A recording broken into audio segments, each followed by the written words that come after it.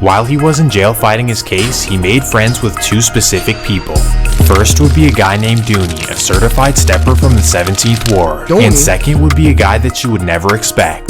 This would be Sterling, the same guy he had a standoff with a few years back. Well, while they were locked up, they ended up becoming close friends and agreeing to run the streets together once they get out. I get out in 93, I think September 93. Dooney and Sterling already home. I come home. Then Mosquito come home. So now all us in a project, robbing, hitting legs, coming together, putting plans together. Dooney got to connect a Cuban, a Latino connect. Just like that, the Magnolia Projects had a crew of 4 dangerous men running the streets. Gangsta, Dooney, Sterling, and Mosquito were inseparable and definitely unstoppable too. They wanted to be rich, feared, and glamorized in New Orleans. They were already dangerous and feared, so to run up the money, they started moving serious weight in the streets. Sit down, right there, don't go nowhere, little baby gon' shake that, little baby gon' shake that, little baby gon' shake that, little baby gon' shake that, shake, yeah, I like that, bring that, right here, say sit down, right there, don't go nowhere, say yeah, I like that, bring that, right here, say sit down, right there, don't go nowhere, baby gon'. Welcome back. We back to another reaction video. This is part 4 of Birdman's evil hitman, how he got 40 bodies, escaped prison, and is now helping the youth. This is a Swamp Stories video. Let's get right back into it. Now the major question remains, who did this to Gangsta Williams?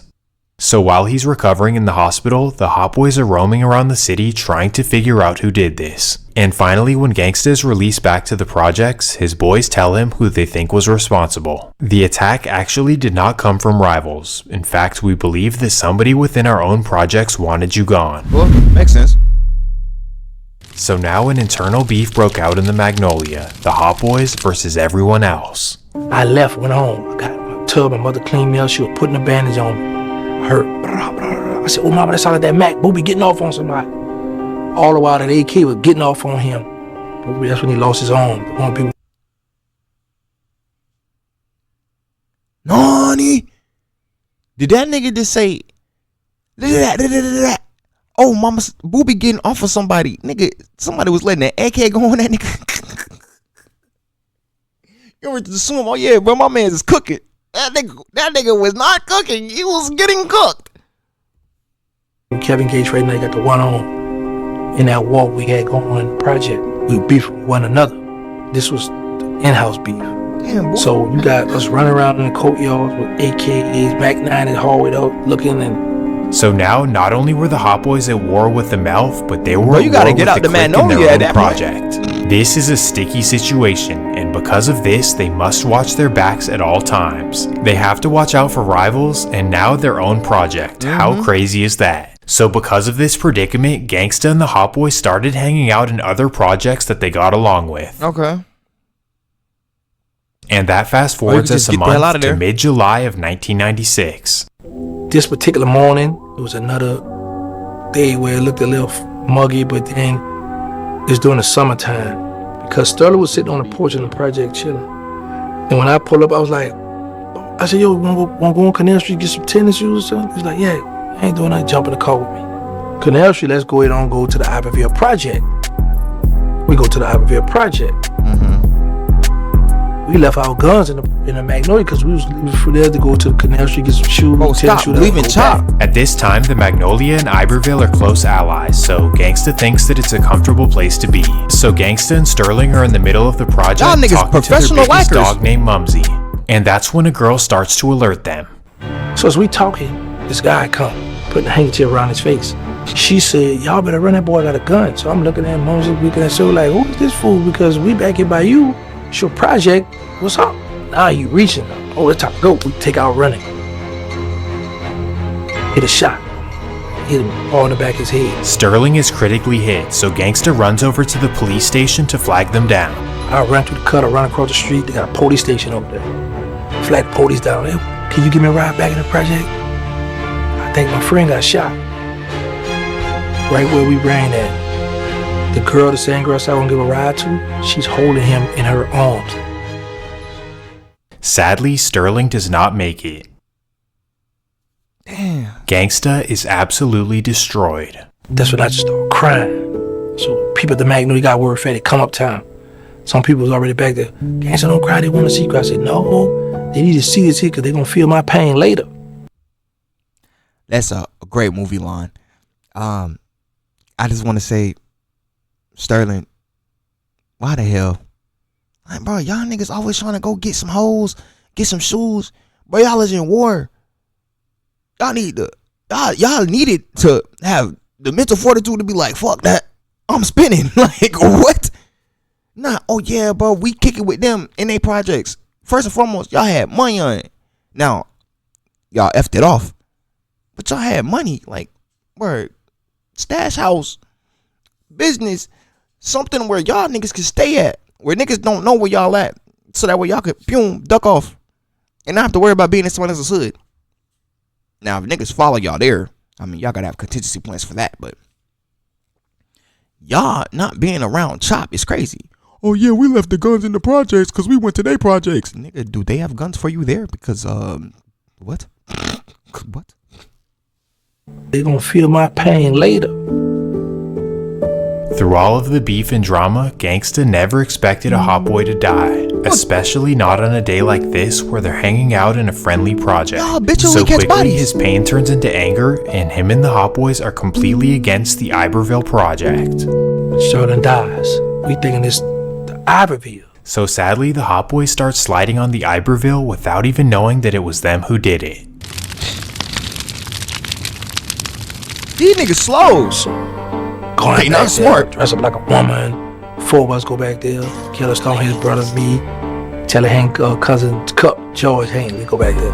I'm dressed like I got the gun on with my arm though. I see one of the guys come from around the building. I pull a gun jam. He shoot his gun jam. The other 2, they guns jam. And now it's high power rifles coming at us. I said, whoa. We run back, jump in the car, we got away. Man, we almost got killed back there. We had 4 guns and only 4 shots get off. The rest, about 100 shots at us. We got away. They didn't even hit the car. That's not a thing about it. So anyway, we make it out there. Aim? So now we thinking that we beefing with the Iberville downtown. Boy, so now on top of the beef with the Melf and the inner beef in the projects, they now want to go to war with the Iberville. This was dangerous news for the Iberville, even though they really hadn't done anything. The Hotboyz wanted a ton of revenge for the loss of Sterling. They were not going to stop. But then, before they could do any damage to the Iberville, somebody would come forward and confess. So one day I'm riding in Lexus. Going, so this red truck around it followed me. I'm turning on Phillip, it follows me. I turn on Willa, it follows me. I get ready to turn on first. So you know when you get ready to turn like this, how you can see a person? Mm-hmm. When you turn your car, you can see behind you. Mm-hmm. You say, yo, I said, you. And such and such, I'm the one. I said, oh, you the one who killed Sterling? Yeah. As crazy as it sounds, the random man confesses to Gangsta that he's the one who stepped on Sterling. That's what that's behind. He said, man, he tried to lie. Oh, he stepped on my home and shooting the beach. I said, you killed my boy behind that? He said, yeah. He said, man, I want to talk. I want to holler at you though. The man from the Melf does not want beef with the Hotboyz and definitely not with Gangsta. So you telling me y'all was spitting on Iberville, almost got cooked up, chef salad, and then it wasn't even them, nigga. It was somebody from the Melf, the niggas you was initially beefing with anyway. So you should have just stayed beefing with the Melf. What? Gangsta, so he wants to simply just talk it out. But Gangsta and the Hotboyz, they were not going to let this slide. Regardless though, in order to throw the guy off, Gangsta agrees to have a meeting. So what you want to talk at? You know I'm a stone killer. You gonna pull up, they gonna talk to me and let me know you the one who killed my best friend. You gonna lose your life. Come on, man, for real. So I said, he crazy, he vulnerable. So me and Hafiz gonna make a bet who gonna kill this guy first. So one day, I never go meet him. I was like, I don't know, because I know he's vulnerable. He want to talk. He just something wrong with him. He naive. For whatever reason, Gangsta doesn't want to do it himself, so he has 2 other Hotboyz set it up.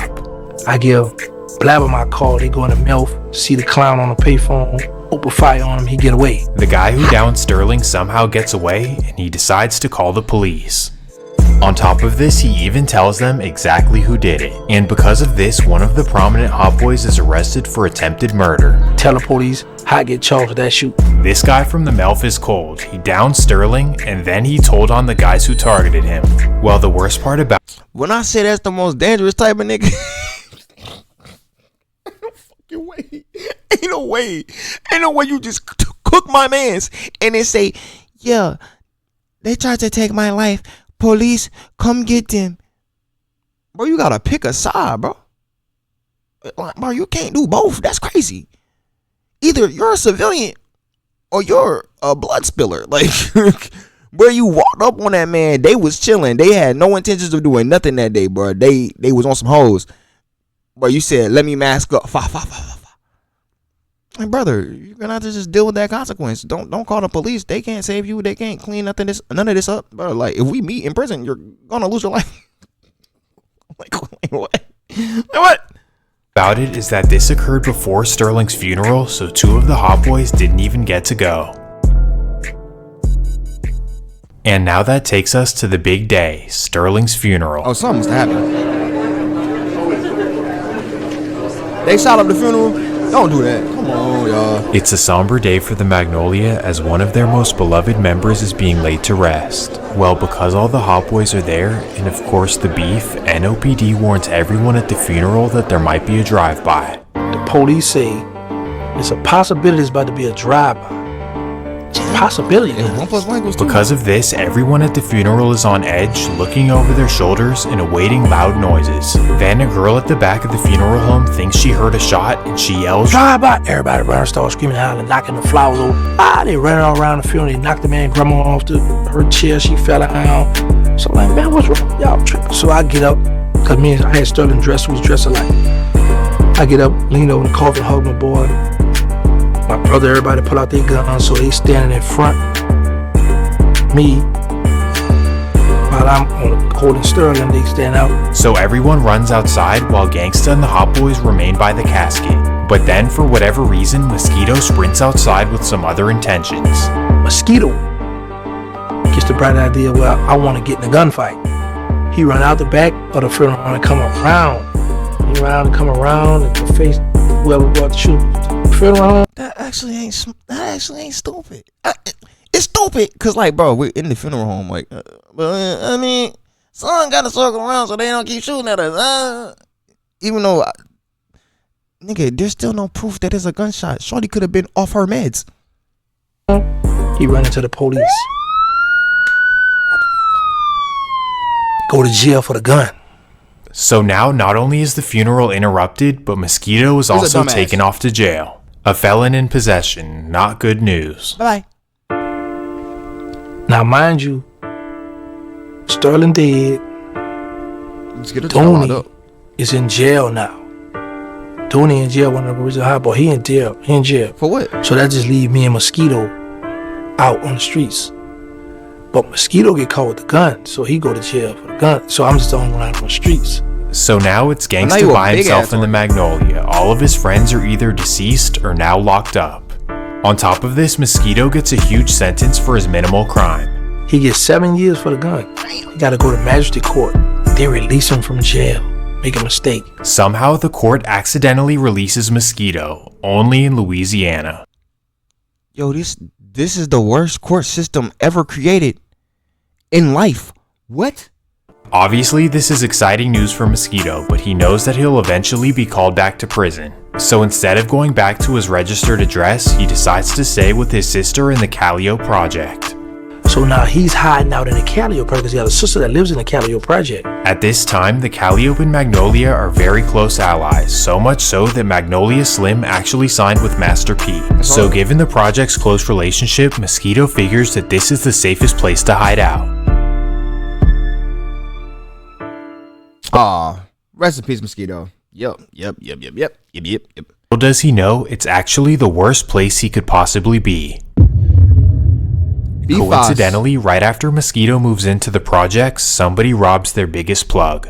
The Calliope has no idea who did it, but based on their reputation, they assume that it was Gangsta and Mosquito. How? Somebody get robbed in the Calliope, probably they thinking it's us. But it wasn't us for real, so... At this time, the Calliope was run by a guy named Randall Watts, a serious hustler that you definitely do not want to mess with. Well, Randall and Gangsta actually used to run together a few years back, and they maintained a really close friendship. So given this, you'd assume that right after the Calliope was robbed, Randall would hit up Gangsta and see if it was him who did it. Instead, they simply come to the conclusion that it was the Hotboyz and that they need to retaliate.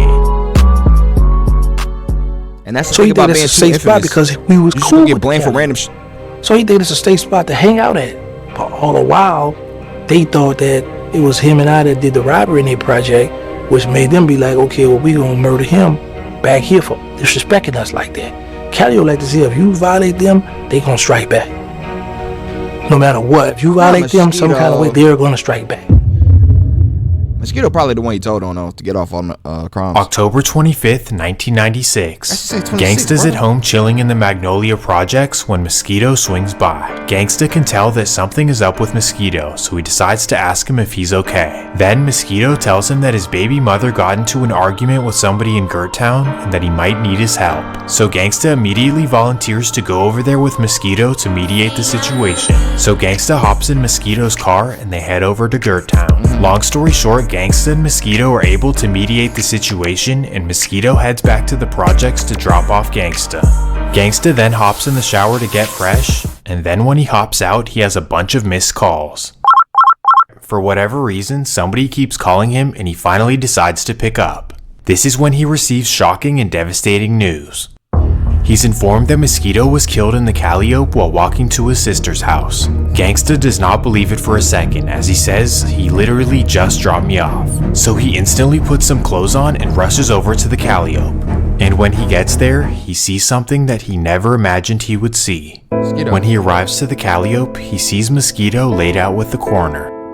Complete disbelief. How in the world did this happen in the Calliope? There's no possible way that under the watch of Randall Watts that this could happen to Mosquito. Mosquito's passing hit Gangsta harder than any other because this was really his real day one. Well, once the sadness turned into anger, he needed to figure out who was responsible. Oh, here we go. And a few days later, he gets confirmation that the Calliope was actually responsible. Now with Mosquito gone, Sterling gone, and Hot Bezo and George in jail, Gangsta and Dooney are the only Hotboyz left on the streets. So Dooney was given in this, jail. going to battle with the big and bad Calliope projects is definitely a daunting task. However, when your name is Gangsta Williams, you're willing to get revenge at any cost. He felt like the Calliope did this to his friend for absolutely no reason. Even if you thought that we robbed you, Randall could have at least checked in to see if it was true. Something. That was the bare Damn. minimum. So because of this, Gangsta went full force against the Calliope projects. Sniper rifle? You're the worst. Hello, let me In check. fact, between November 1st of 96 and New Year's, the Calliope lost 5 members. Third Ward New Orleans was at each other's necks like never before, the Magnolia versus both the Calliope and the Melf. Absolute chaos and mayhem every single day, I kid you not. But believe it or not, in the midst of all this, there was also some positive aspects. What? At this exact time, both sides were making major strides in music, especially with Birdman's Cash Money Records. With Birdman said, artists "I'm out like of the Lil streets, Wayne, nigga. Y'all BG, slow." Juvenile, and Turk, New Orleans was about to be on fire. said, "Y'all Birdman had slow." the genius vision to combine them as a group, except all he needed was a name. So he decided to ask his little Hotboyz. brother Gangsta for input, and here's how it would go. When the Hotboyz, the rap group come out, Hotboyz, and Baby was like, man, I need a name for my group. We ride on the bus, taking about 30 minutes. I say, name the Hotboyz. He said, yes, I like that, but what it mean? I mean, you look good, you dress nice, you got jewelry, you got girls, call, murders. You a hot boy. So this is how the Hotboyz started, and they instantly caught fire. So essentially, as the Hotboyz Yeah, he street said crew murders was at the- fading away, the Hotboyz rappers were off and running. And for the Calliope side, well, Master P had recently returned from Richmond, California, and he started developing artists. In particular, he focused on his artist Soulja Slim, who was previously known as Magnolia Slim. So obviously with Slim signed to the now rival side, things could potentially get tricky. However, both sides decided to separate business from the streets and they allowed each other to thrive on their own. Meaning that just because Slim was signed to the now rival side did not mean he was a knob. This is mostly because Master P's cousin Randall Watts personally informed Gangsta that he was not the one who called the hit on Mosquito. He told him that neither he or Master P had beef with the Magnolia, and in fact that it was another clique in the Calliope that did it. Randall was the man, the colonel, back the big dog back there. Whatever he said, he listened. He moved. When Mosquito got killed, Randall come in to Magnolia and talked to me. He was like, listen, I don't have nothing to do with that. He said, you my boy and my people back there, so I ain't gonna get that. Like, I said, nah, that's cool. Because I know how powerful they were back there. I know they gonna ride together. So even though Cash Money and No Limit were on rival sides, they pretty much would leave each other alone. But then in the summer of 1997, a major event would potentially jeopardize this. Not Randall. June 6, 1997. It's a sunny, hot day in New Orleans, and Randall is hanging out in the Calliope courtyard. Bro, how do I know? The courtyard happens to be located right across from the police station, so it's the safest place to be amidst the beef. So Randall is hanging out and chopping game with his friends without knowing that somebody's out looking for him. Out of nowhere, somebody comes creeping through the buildings with bad intentions, and then they walk right up to Randall. Damn. This is a huge moment, as Randall was always seen as untouchable. He was rich, powerful, and most importantly, Gangsta had decided to leave him out of the beef. Everyone assumed that it was Gangsta who did it, including Master P. He automatically assumed that Gangsta had broken the agreement and slumped his cousin. No. This was bad news, but little did he know, Gangsta literally had nothing to do with it. In fact, he had something much more important going on that same exact day. June 6th, my daughter, Tasia, was born. I get a beat. Man, Randall just got killed. What? Called back to the payphone. And it just killed Slim. I said, man, no, I don't believe that. That shook me and the Calliope because nobody didn't believe where Randall got killed at. The person didn't have enough heart to come because it's the police station right here and he got killed like right here. Bar, Rose Tavern, said right across the street. So it was like, who did that? Fingers pointed at me. Gangsta was wrongly blamed, and he could easily prove that it wasn't him. However, because of his silly pride as a gangster, he felt like dispelling the rumors would make him look soft. Back then, I'm like, I'm not about to go explain myself to these guys because we are at war, but I had proof where I was at that night. I was at Two-Row Hospital when my daughter was being born that same day. Well, not only did Gangsta not do it, but he was actually hurt by Randall's loss, despite their sides being at odds. Even throughout the Magnolia and Calliope beef, Randall and Gangsta stayed in contact. Matter of fact, when me and Randall was hanging together, I was supposed to be in the movie Bout It movie. But when the beef jumped off and they put the Calliope in us, I was like, oh no, I can't go, I ain't gonna be able to be in the movie now. That's over with, But me and Randall was still talk. Because me and Randall used to run together.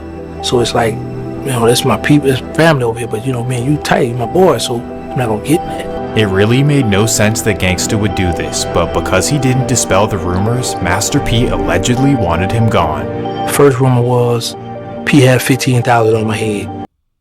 That's it? Boys, you slow? Then it went to $30,000 on my head. Then it went to $100,000. There you go. So I told P, because I said, you tell P if I catch him in the sit-down, but we're gonna hold court. I'm trying to see him. I'm gonna bust him up. So P was like, man, I want to talk. I need to meet with him. I want to talk with him. I was like, no, I ain't want to talk. Cause I was like, he might be too powerful. He got money now. He might have the police, anybody pull up and get me, handcuff me, because they was doing that down my way. Get the police, pull you over, think you going to jail for traffic. Yeah, you think it's a traffic ticket, then you get pow, pow. Like, bro, we can't play those games. Look, this is part 4 of Birdman's Evil Hitman, how he caught 40 bodies, escaped prison, and is now helping the youth. We're going to finish it up in part 5. Make sure y'all like, comment, and subscribe. Share the video. And share your comments on the video in the comment section below. And I'll catch y'all on the next one. Stay safe, y'all. Man, this shit. I'm a cowboy, can't stop me, ayy, to live is to come. All this pain got me feeling the comments. See these games turn me into a monster. Ayy, I'm a cowboy, can't stop me, to live is to come. All this pain got me feeling the comments. See these games turn me into a monster. I'm a cowboy, can't stop, can't stop.